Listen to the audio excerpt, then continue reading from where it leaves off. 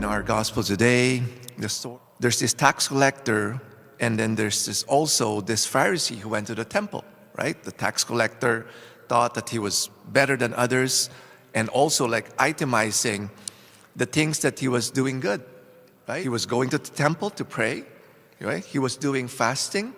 He was also giving a tenth of his income.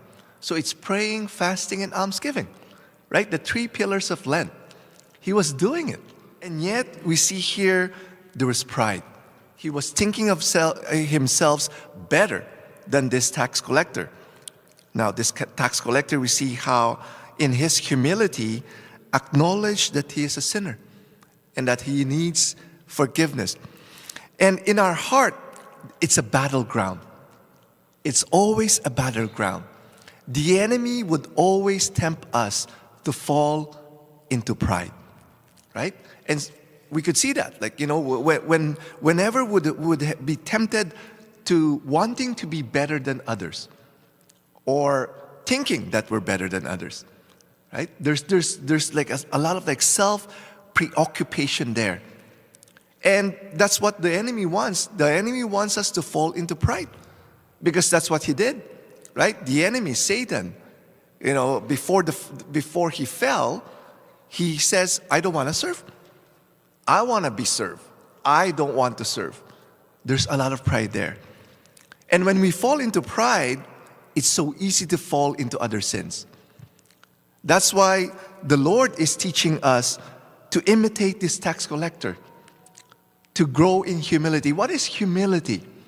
You know, somebody says that humility is not thinking less of myself, but thinking of myself less, right? Because pride, as I've said, there's a lot of like self-preoccupation there.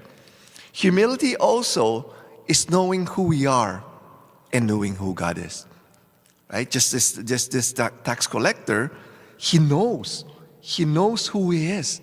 He knows that he is a sinner and that he is in need of God's mercy. You know, that's why during this Lent, let's examine our heart.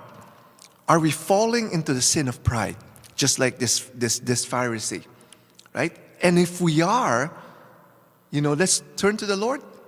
As I've said, we don't need to get our act together before going to the Lord. Let's go to the Lord with our pride. And let Him help us to grow in humility, because Jesus is meek and humble of heart. We could learn from Him, right? And we don't need to beat ourselves up. Oh, I'm falling into pride, beat ourselves up. No.